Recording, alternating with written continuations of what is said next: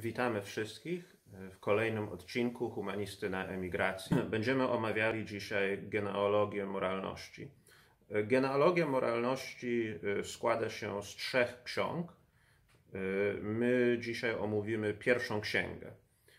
I na wstępie bardzo w ogóle zachęcam wszystkich do tego, aby obejrzeć poprzedni odcinek na temat Nietzsche, gdzie omawiamy jednego aforyzmu ze wstępu. W ogóle tu na dole załączam link do odcinka, o którym teraz mówię. I w tamtym odcinku bardzo często mi się zdarza nieco się przejęzyczyć, jeżeli chodzi o polszczyznę. I była mowa o halikońskim żywiole. I ja tutaj przepraszam za swoją wymowę, bo oczywiście chodziło o halcyońskim żywiole. I żeśmy mówili o krowach, o kwiatach, o owocach. Nietzsche bardzo dużo odwołuje się do przyrody i w przypadku halcyońskiego żywiołu jest to też odwołanie do przyrody, jako że halcyon jest oczywiście zimorodkiem. I zimorodek w mitologii greckiej był ulubieńcem bogów, dlatego że w momencie, kiedy było to mu potrzebne do przedłużenia żywotu swego rodzaju, bogowie łagodzili fale na morzu, ażeby zimorodki mogły poprawnie się rozmnażać, by tak rzec.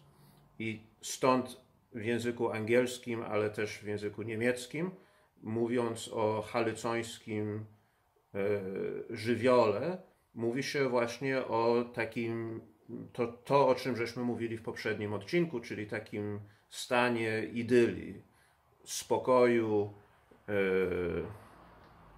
szczęśliwego czasu twórczego.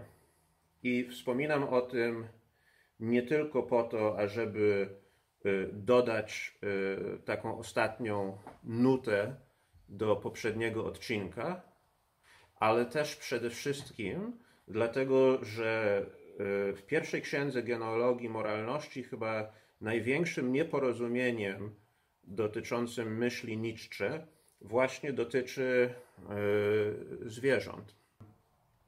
Chodzi tutaj oczywiście o złotowłosą bestię, którą w pospolitym odbiorze często kojarzy się niestety z faszyzmem i z hitleryzmem.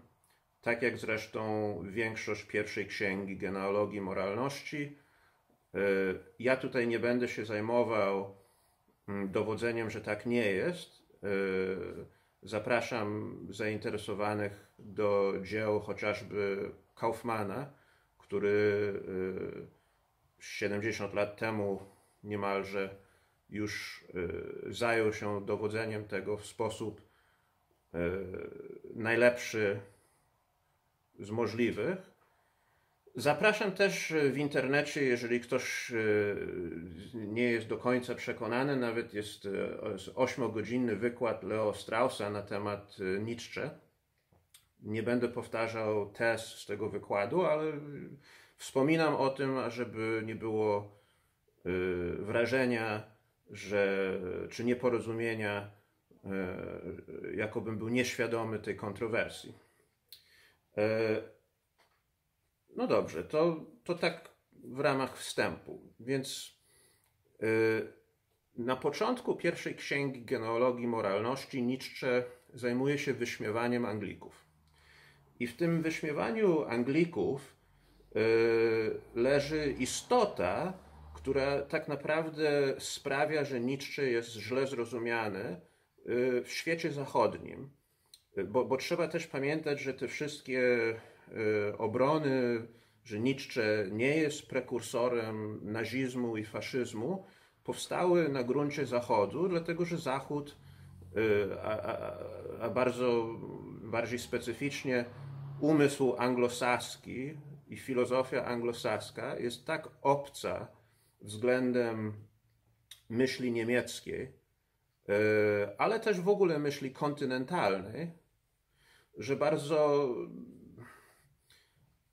niemalże niemożliwe jest, ażeby nie powstawały pewne nieporozumienia. Nietzsche wyśmiewa Anglików, psychologów angielskich za sposób, w którym doszukują się źródła moralności w społeczeństwach ludzkich. Używa tutaj metafory innych zwierząt, mianowicie żab. Nietzsche twierdzi, że angielscy psychologowie są jak żaby, które krążą wokół człowieka, który dla nich jest bagnem. I Bardzo ładne. Próbują wyjaśniać tego bagna. Można tak w streszczeniu stwierdzić, że to, co brzydzi Nietzsche w postępowaniu psychologii angielskiej, ale też szerzej, bo tak jak żeśmy wspomnieli, że za jego czasów ów angielski psycholog jest tym samym mniej więcej co za naszych czasów amerykańscy naukowcy, którzy odkryli. I to, co brzydzi Nietzsche w tym postępowaniu względem człowieka, jest, że to jest poniżające dla człowieka. To znaczy to przypuszczenie, że za nasze wybory i za w ogóle całą strukturę naszej moralności leżą racje wyłącznie biochemiczne lub wyłącznie socjologiczne lub też wyłącznie psychologiczne w zrozumieniu na przykład psychologii behawioralnej. To jest wszystko traktowanie człowieka jakby właśnie był królikiem doświadczalnym, czyli czymś nieludzkim. I takie podejście brzydzi. Co do kwestii, żeśmy poruszyli też tę kwestię jasnowłosej bestii, która jest oczywiście w pewnym sensie to jest takie hasło, które się rzuca jako wstęp do tematu rasizmu czy też faszyzmu. Domniemanie, że Nietzsche jest ojcem tutaj faszyzmu i rasizmu. Rzeczywiście, jak się czyta to, co on pisze na temat etnografii, to można odnieść takie wrażenie. Ale tutaj miałbym dwa zastrzeżenia, które należy mieć na uwadze. Po pierwsze, przypominam, że jak żeśmy przerabiali Hegla, to w którymś momencie zajęliśmy się frenologią. Frenologia, przypominam, była tą pseudonauką zupełnie zdyskredytowaną obecnie już od dłuższego czasu, która próbowała tłumaczyć osobowość człowieka poprzez wnikliwe badania czaszki, kształtu czaszki. Rzeczywiście czymś takim się zajmowano w XIX wieku. Nietzsche, odnosząc się do etnografii, odnosi się do wiedzy, dzisiaj byśmy powiedzieli pseudonaukowej, wtedy wydawało się naukowej.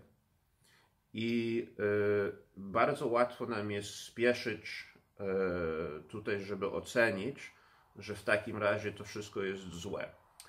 No, nie oceniamy na przykład, że święty Tomasz czy Arystoteles są bezwartościowi, bo uważali, że świat jest płaski, a przecież nie jest.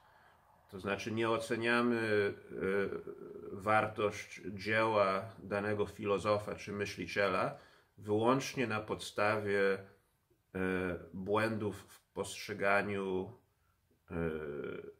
biologii, fizyki czy chemii, jaką popełniał nie z ignorancji, lecz z powodu tego, że taki był stan nauk. Aczkolwiek oczywiście No tutaj z tą płaską ziemią to trochę przesadzam, bo był sławny grecki matematyk, który dowodził, że Ziemia była okrągła i to robił bez żadnych satelit, internetów, tylko z dobrą geometrią. I chodzi mi tutaj o to nie tylko, ażebyśmy mieli odrobinę wyrozumiałości dla pisarzy z wcześniejszych wieków pod tym względem, ale tym bardziej, żebyśmy mieli świadomość, że my też jesteśmy winni czegoś takiego, że na pewno za 500 lat, czy za 200 lat, ludzie, czy za 50, będą się przyszłe pokolenia i z nas śmiali, że proszę popatrzeć, co oni tutaj myśleli, a przecież teraz wiemy lepiej. I podam taki prosty przykład współczesny. Ostatnio słuchałem, jak ktoś opowiadał mi o książce. Pamiętam tytuł książki, nie pamiętam autora. 21 Lessons for the 21st Century. I między innymi w tej książce była wysunięta teza, która ponoć jest w tej chwili w filozofii i w pewnym sensie w naukach nagląca, dotycząca powstania odrębnej od rasy ludzkiej, nadrasy ludzkiej z powodu genetyki, tak? Z powodu, że tutaj człowiek coraz lepiej jest w stanie manipulować genotypem i kiedyś na przykład bogaci będą rasowo inni od całej reszty. I ja nie wnikam w to, czy zgadzam się, czy nie. W ogóle nie mam ochoty na ten temat tutaj rozmawiać, rozwijać te kwestie. Tylko przywołuję ten przykład, dlatego że tego rodzaju tematy, gdzie wkraczamy właśnie w pewną fantastykę naukową, stale się pojawiały w filozofii i stale się pojawiać będą. I to, że ktoś je porusza, nie oznacza, że ktoś jest rasistą, a tym bardziej na pewno nie oznacza, że ktoś, kto pisał w późnym XIX wieku, jest odpowiedzialny wprost za to, co zrobili naziści. Jest tyle, jeżeli chodzi o ten temat. Nietzsche ma nam bardzo dużo ważnych i ważniejszych rzeczy do przekazania w tej książce, ale siłą rzeczy zmuszony jestem zająć się tymi tematami, którymi się wcześniej zająłem, ażeby nieco je przygasić. Że to, skąd według Nietzschego bierze się dobro i zło, jeżeli nie z tych przyczyn omawianych przez angielskich psychologów? Nietzsche twierdzi, że dobro powstaje jako samo określenie siebie ludzi szlachetnych. To znaczy po prostu ktoś, kto jest dobry, określa samego siebie jako dobry. I to bycie dobrym, i właśnie tu jest to porównanie między innymi do jasnowłosej bestii. Ta jasnowłosa bestia to nic innego jak lew w dżungli. Lew w dżungli jest królem dżungli, ale jak go zapytamy, to nie odpowie nam, jaka jest na przykład filozofia polityczna czy teologia stojąca za jego królestwem. Nie uzasadni swoje królowanie. Po prostu jest królem dżungli. I trochę jest tak samo według Nietzsche z gatunkiem ludzkim.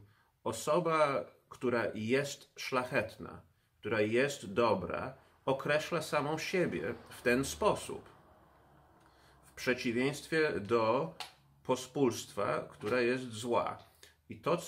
I tutaj Nietzsche podaje przykład z języka niemieckiego, że po niemiecku słowo schlecht znaczy zły. Schlicht znaczy prosty. Schlechtweg oznacza wyraźny. Więc jakby etymologia zła powiązana jest z opisem czegoś, co jest wulgarnego, pospolitego, a przede wszystkim niezłożonego. To znaczy szlachetność zawiera w sobie pewną złożoność. I to, co Nietzsche zauważa w Europie obecnie. W języku polskim to była różnica między prostotą a prostactwem. Tak. Tak, że prostota owszem może być szlachetna, prostactwo już nie za bardzo. Tak, jak najbardziej. Ja nie znam języka niemieckiego, więc nie jestem w stanie tutaj dokonać porównania, czy coś podobnego istnieje w języku, w którym pisał Nietzsche. Natomiast z tego, co on napisał, na pewno wynika, że nie uważa za zło to, co jest proste, tylko właśnie to, co jest prostackie. I raczej z punktu widzenia ludzkiego to należy o tym myśleć w następujący sposób, że człowiek jest psychologicznie rzecz ujmując czymś szalenie złożonym, szalenie skomplikowanym i jest w tym pewne piękno. I ktoś, kto nie rozwija te swoje różnorodne cechy, ktoś, kto nie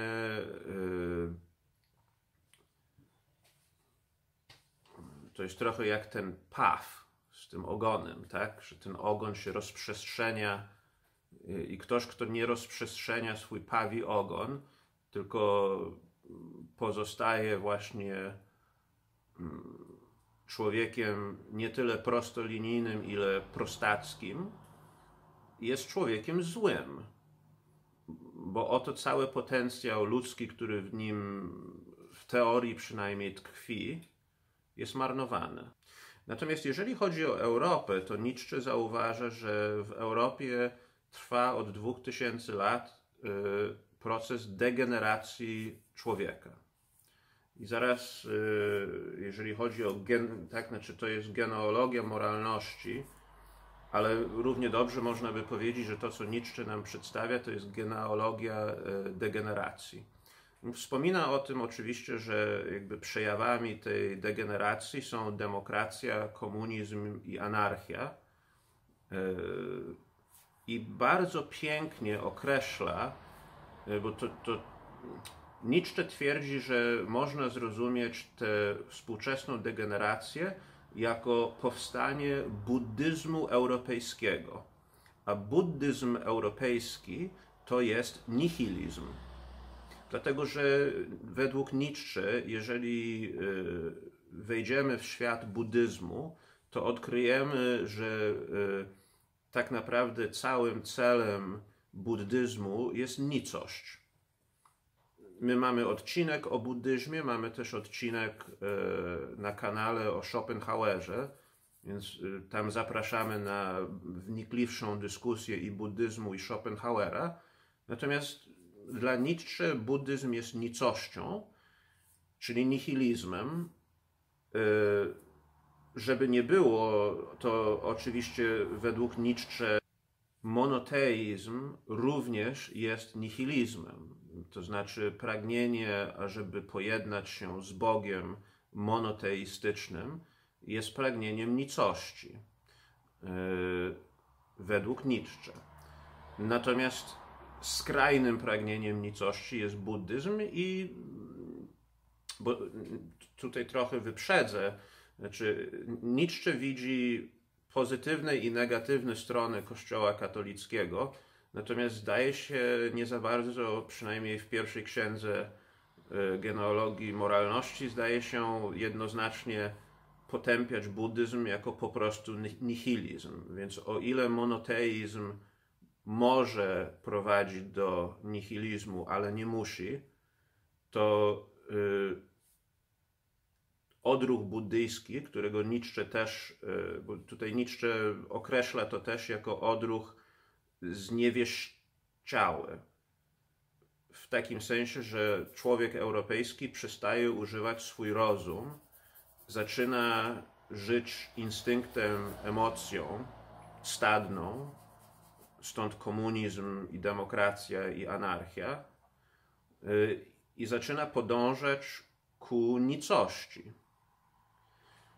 Natomiast jaka jest genealogia tej moralności nihilizmu, którą Nietzsche zauważył już w jego czasach i którą śmiało można powiedzieć trwa do dzisiaj. To znaczy Nietzsche zdiagnozował, można oczywiście się z tym nie zgadzać, ale jeżeli przyjąć za prawdę to, co Nietzsche nam mówi, to zdiagnozował chorobę naszej cywilizacji, która trwa do dzisiaj.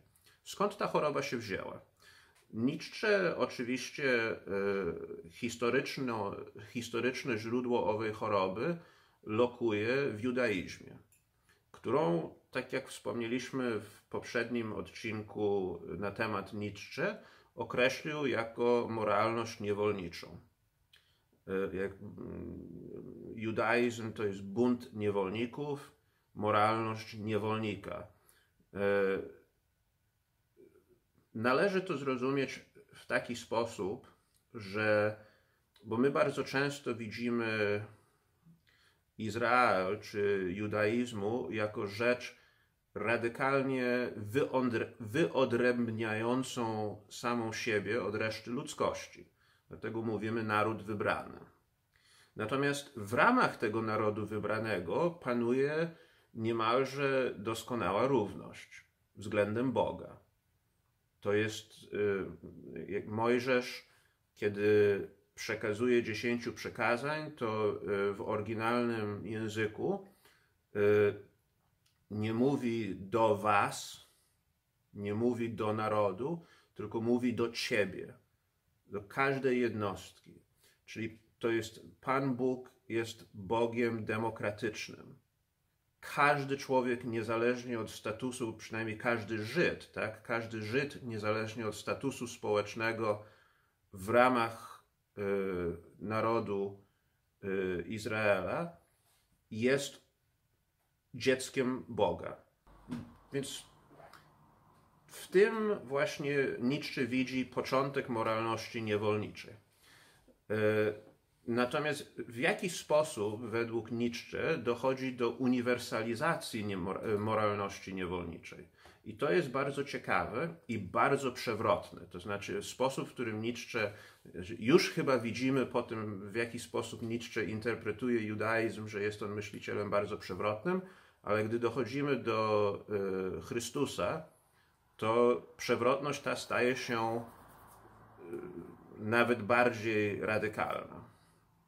Bo w tradycyjnej teologii to Chrystus według samego siebie nie przybył, aby prawo zmienić czy łamać, lecz aby je wypełnić.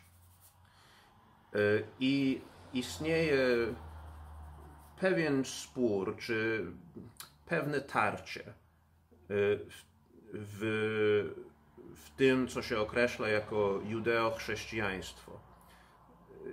Czasami jest to tarcie czy spór twórczy, ale czasami nie.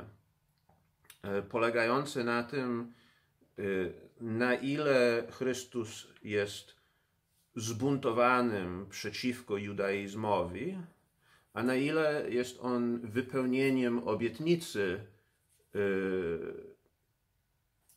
którą widzimy w Starym Testamencie. I przez to właściwie przejściem w wyższy stan, który sprawia, że judaizm, czy ten monoteizm judaizmu staje się monoteizmem uniwersalnym. Dla Nietzsche Chrystus jest sposobem judaizacji cywilizacji europejskiej. Chrystus jest sposobem, ażeby moralność niewolnicza, która trwała w ramach jednego narodu, przeszła we wszystkie narody. I Nietzsche nawet tutaj taką śmiałą tezę stawia, że paradoksalnie antysemityzm, który panuje w innych narodach względem Izraela, jest w pewnym sensie chytrze wykorzystywany przez Izrael, ażeby poszerzyć wartości judaistyczne na cały świat. Dlatego, że w odruchu antyizraelskim świat przyjmuje Chrystusa, a Chrystus jest nośnikiem wartości żydowskich, według Nietzsche. Czyli dochodzi do takiego paradoksu, że przyjmując uniwersalnego Chrystusa, przyjmujemy tak naprawdę, według Nietzsche, moralność niewolniczą. I Kościół, bo tutaj Kościół katolicki dla Nietzsche jest nieco innym bytem, aniżeli postać Chrystusa. Więc w samym Kościele, jak w każdej instytucji religijnej, Nietzsche widzi ślady szlachetniejsze i mniej szlachetne. Podaje przykład tych śladów szlachetnych jako chociażby renesans. I że w renesansie to w ramach Kościoła katolickiego odżyło jakieś takie piękno i szlachetność człowieka w ramach katolicyzmu. Ale Nietzsche spieszy, ażeby nas poinformować, że według niego niestety cała ta pozytywna tendencja została wygaszona poprzez reformację protestancką. I reformację protestancką Nietzsche widzi jako ostateczne zwycięstwo wulgarności w ramach religii chrześcijańskiej. Bo o ile Kościół przed reformacji protestanckiej zaczął właśnie przejawiać zdrowe instynkty, w którym rozróżniano pomiędzy lepszym a gorszym typem człowieka i w którym czczono i dążono do tego, ażeby wywyższyć szlachetniejsze formy ludzkie, to reformacja protestancka zburzyła tworzącą się w Kościele arystokrację cnoty. I siłą zmuszała religię chrześcijańską na drogę, czy wymusiła na religię chrześcijańską ostateczną drogę ku pełnej demokratyzacji, czyli demoralizacji. I dla Nietzsche ostatnim momentem w tej genealogii moralności, w której jeszcze do końca nie było wiadomo, która tendencja, czy szlachetna, czy demokratyczna, zwycięży w Europie, to właśnie rewolucja francuska. I zwycięstwo rewolucji francuskiej było dla Nietzsche tą ostatnią klęską szlachetności i dobra w cywilizacji europejskiej. I od tego momentu jest właściwie kompletna zapaść ku nicości. Wróćmy teraz na chwilę, bo to jest tak bardzo w skrócie jego historyczna genealogia naszej moralności. Wróćmy na chwilę do tej kwestii dobra, która nie szuka wyjaśnienia dla samej siebie, czyli szlachetnego człowieka, który jest jak ten lew w dżungli. Po prostu na tle innych zwierząt jest nadrzędny.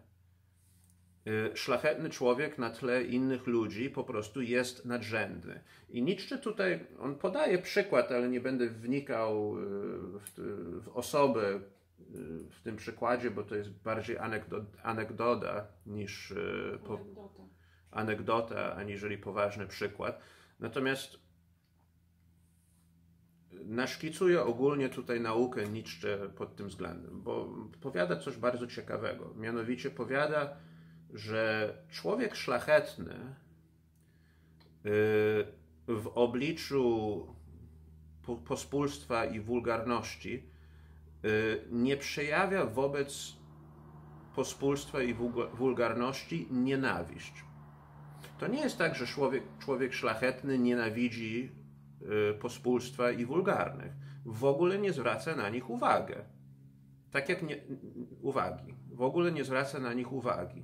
To znaczy, to jest bardzo ważne, żeby to zrozumieć, że tutaj szlachetność w ujęciu Nietzsche to nie jest koniecznie podbój niższych klas czy niższych warstw ludzkich poprzez wyższych.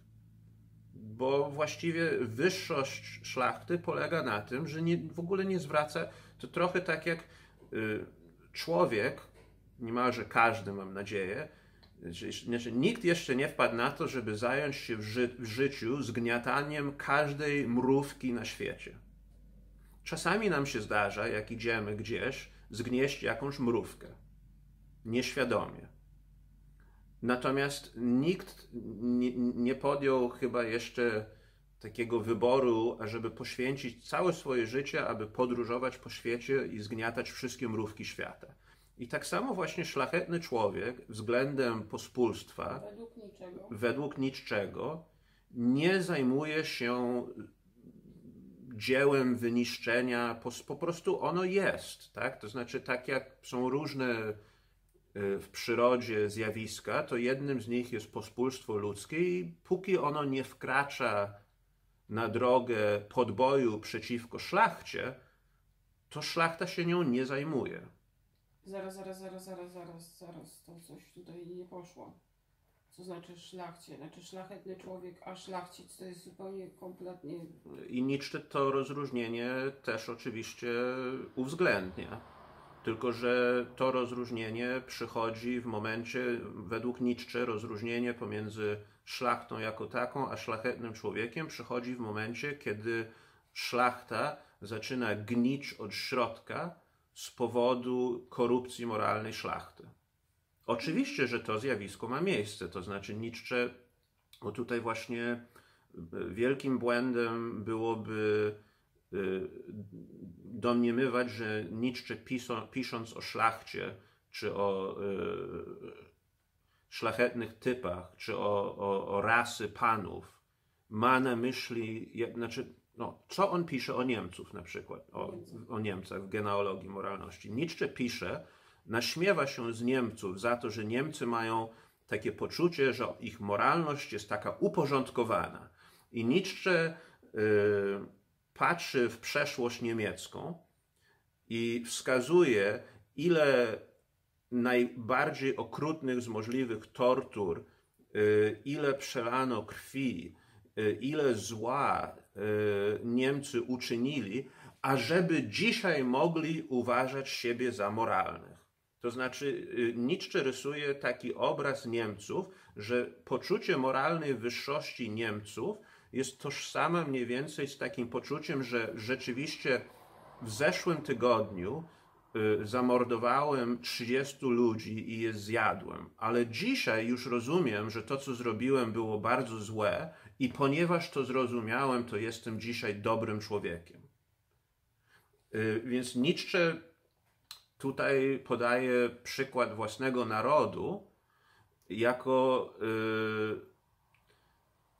przykład hipokryzji współczesnej moralności, że cała nasza współczesna moralność, całe to nasze poczucie wyższości, bo my od razu słysząc to, co Nietzsche opisuje jako genealogię, uważamy, że to, co on opisuje, jest też trochę nieco brutalne, a my nie jesteśmy już tacy brutalni. I Nietzsche nam przypomina stale, że owszem, jesteśmy, to znaczy nasza cywilizacja jest cywilizacją brutalną. I nasze poczucie moralności jest tylko i wyłącznie możliwe, dlatego że on to mówi o Niemcach, ale można to spokojnie rozszerzyć, wydaje mi się, na niemalże każdy naród. Że wyłącznie jest możliwe dlatego, że w historii danego narodu znajdziemy przypadki tak olbrzymiego okrucieństwa, iż ta moralność powstaje jakby w odpowiedzi, jako reakcja, jako odruch. I Nietzsche pozostawia nam to niesmaczne pytanie, czy my zatem na pewno jesteśmy dobrzy? Czy to tylko po prostu jesteśmy akurat tymi, którzy mają to szczęście, że żadna konieczność nie zmusiła nas do tego, ażeby popełniać zbrodnie. I chodzimy z poczuciem wyższości moralnej tylko dlatego, że nigdy nie byliśmy w sytuacji, w której nastałaby próba naszego człowieczeństwa. I tutaj też właśnie a propos tego stosunku szlachty wobec osób wulgarnych, czyli stosunek obojętności. Nietzsche kontrastuje ten stosunek ze stosunkiem człowieka wulgarnego wobec człowieka szlachetnego. Człowiek wulgarny nie jest obojętny względem człowieka szlachetnego, lecz nienawidzi go.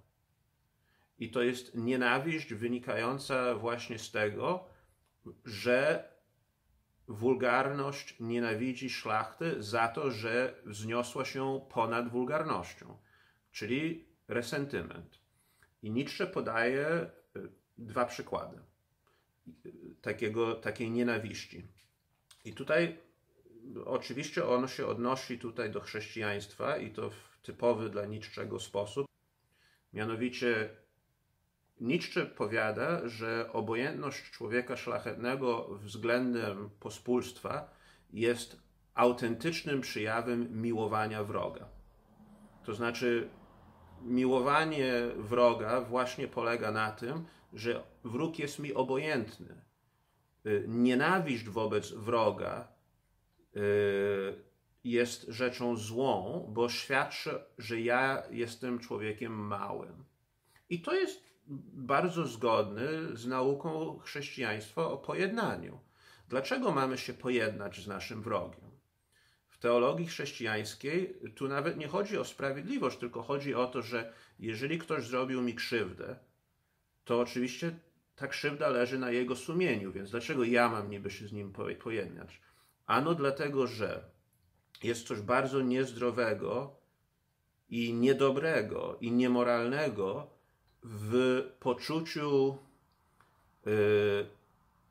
bycia ofiarą wieczną, w poczuciu nienawiści wobec drugiego człowieka, który nawet dobrze uczynił jakąś niesprawiedliwość względem mnie, ale nienawidząc go, powielam tę niesprawiedliwość. I Nietzsche kontrastuje tę postawę szlachetną i można by rzec prawdziwie chrześcijańską z świętym Tomaszem, który według Nietzsche przejawia właśnie wulgarną postawę, a nie chrześcijańską. I Nietzsche tutaj bardzo obszernie cytuje świętego Tomasza najsławniejsze dzieło Summa Theologia. I te cytaty można streścić w następujący sposób. Nietzsche przypomina nam, że święty Tomasz uczył, iż kiedy zbawieni trafią do nieba, to zaznają radość, a radość owa będzie potęgowana właśnie tym, że Pan Bóg pozwoli im zajrzeć w piekło i radować się cierpieniem wrogów. Czyli obraz nieba, jaką maluje nam święty Tomasz, jest obrazem wulgarnego resentymentu. Że tu na ziemi wprawdzie może doznałem niesprawiedliwość, ale jeszcze zobaczysz, dostaniesz za swoje i ja na ciebie będę patrzył przez wieczność, jak cierpisz. To pisze święty Tomasz. Według Nietzsche to jest właśnie ta wulgarność, ten resentyment, który tkwił w chrześcijaństwie i który szczególnie po reformacji protestanckiej, stał się jego motywem przewodnim. Natomiast widzimy go już u świętego Tomasza i Nietzsche cytuje innego bardzo sławnego teologa chrześcijańskiego, mianowicie Tertuliana. I Tertulian pisze wprost o radości, z jaką zbawieni będą patrzyli na to, jak w piekle smażą się poeci, filozofowie, artyści i różni inni ludzie, którzy według chrześcijan są niemoralnymi ludźmi, złymi ludźmi, bezbożnymi ludźmi, których niestety za życia nikt nie podpalił, nie spalił, więc sprawiedliwość dopiero ich spotka po śmierci. Ja myślę, że oczywiście tutaj, jeżeli ktoś szuka jakiś historyczny przykład, to pewnie ja czytając ten argument Nietzsche, to od razu przychodzi mi na myśl niechlubny przykład, jak to chrześcijanie spalili bibliotekę w Aleksandrii i zabili wszystkich tam uczonych. Jest to obraz chrześcijanina, który dla każdego wierzącego mocno kontrastuje z autentyczną wiarą, ja myślę, jaką każdy, nazwijmy to, rozsądny czy autentycznie dobrze rozumujący chrześcijaństwo by dostrzegł. Niemniej faktem jest, że tego typu chrześcijaństwa też widzimy w historii. I Nietzsche bez ogródek je atakuje. Natomiast nie należy przez to uważać go na przykład za, mimo iż sam napisał książkę Antychryst i mimo iż Kaufman, pisząc o Nietzsche, wręcz nazwał go antychrystem, to moja interpretacja jest taka, że przestrzegam przed określeniem Nietzsche jako anty czegokolwiek, co akurat jest tobie bliskie. Bo bardzo łatwo na podstawie tego, o czym żeśmy rozmawiali, powiedzieć, że jest antysemitą, a zaraz się okazuje, że jest antychrześcijaninem, ale tak naprawdę jak się czyta Nietzsche, to on jest anty wszystko. Nietzsche na przysłowiową muszkę bierze wszystkich. Więc na pewno i ciebie też urazi. Co nie jest powodem, znaczy on to też robi w pewnym sensie specjalnie. Dlatego, że właśnie wulgarny... W pewnym sensie specjalnie, moim zdaniem to w każdym sensie robi specjalnie. Czyli nie ma poczucia, żeby Nietzsche robił coś niechcący. To prawda, ale tu raczej, więc no, pomówmy o tym, co on robi. Bo w pewnym sensie to jak tylko trafi w czuły punkt, to wulgarny, to znaczy, tak mi się wydaje, że w mniemaniu Nietzsche to wulgarnych czytelników odstrasza właśnie w ten sposób, że strzelając nieco na oślep, ma nadzieję, że trafi i w twój czuły punkt i przestaniesz go czytać. I go właśnie określić. A ja nie czytam w ogóle Nietzsche, bo to jest nihilista. Choć nie jest nihilistą, tylko jest osobą, która skarży się na nihilizm. Nie czytam, nie lubię, Nietzsche jest zły, bo jest antysemitą, jest nazistą, jest antychrześcijaninem, jest anty tym, anty tamtym. I wtedy z punktu widzenia Nietzsche bardzo dobrze. Nie muszę się martwić, że ktoś, kto nie jest w stanie mnie zrozumieć, będzie mnie czytał.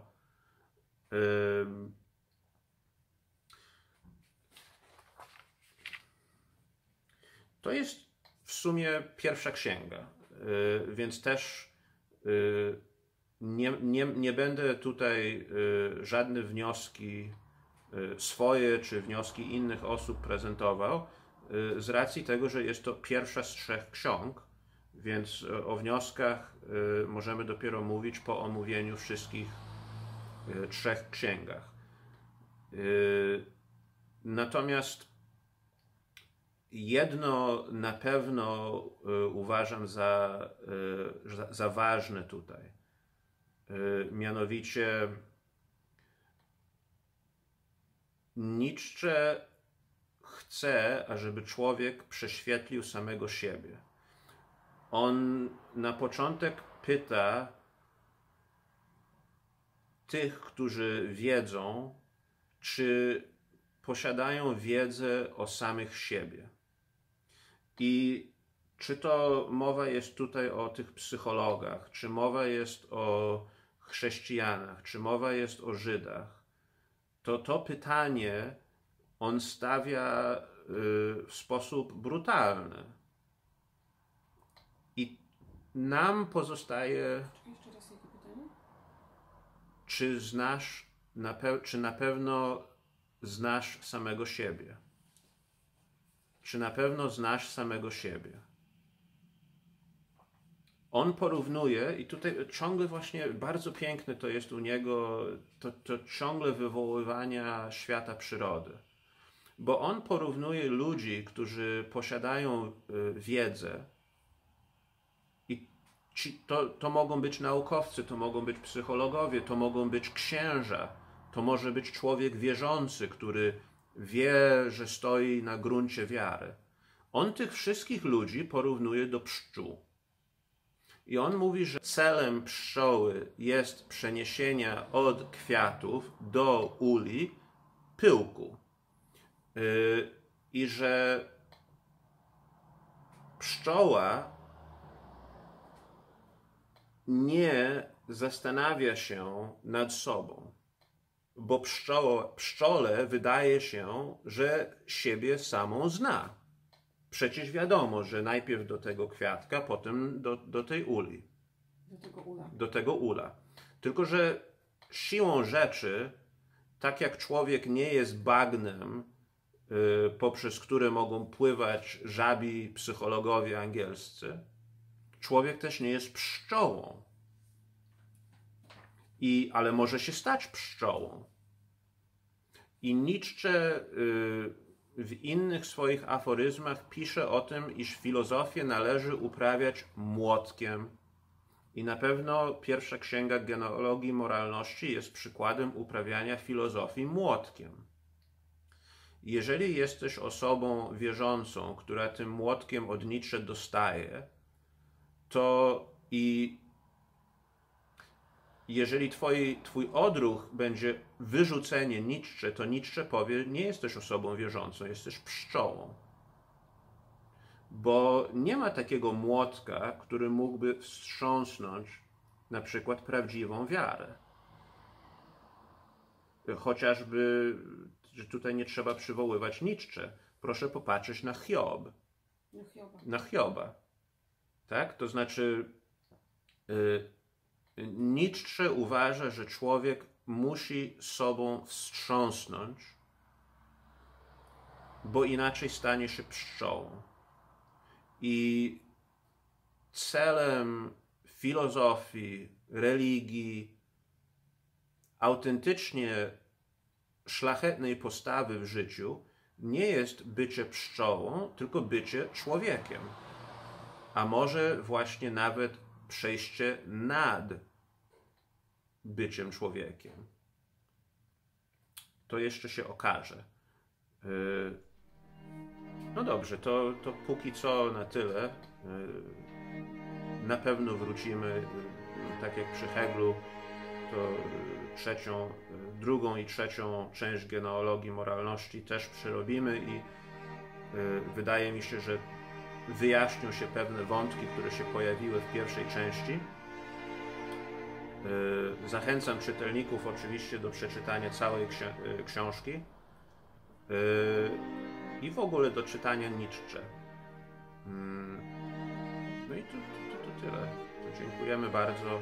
Do usłyszenia w następnym odcinku. Prosimy o lajki. Zachęcamy do subskrybowania. Dziękujemy wszystkim subskryberom. Teraz już mamy 17 subskryberów. Bardzo mi się to podoba, że jak się ogląda starsze odcinki, to raz na jakiś czas wspominam, był taki odcinek, chyba że się chwaliłem, że mamy 5. I że to jest wzrost 20%, bo mieliśmy 4. No cóż, to w każdym razie tak. No, w każdym razie bardzo się cieszę, że teraz mamy 17. Zachęcam Was do subskrybowania. Jeżeli Wam się kanał podoba, to może macie przyjaciół, do których możecie wysłać link, zachęcić przyjaciół do oglądania. I oczywiście zachęcamy do pisania komentarzy. Bardzo dziękujemy za uwagę i zapraszamy do kolejnych odcinków.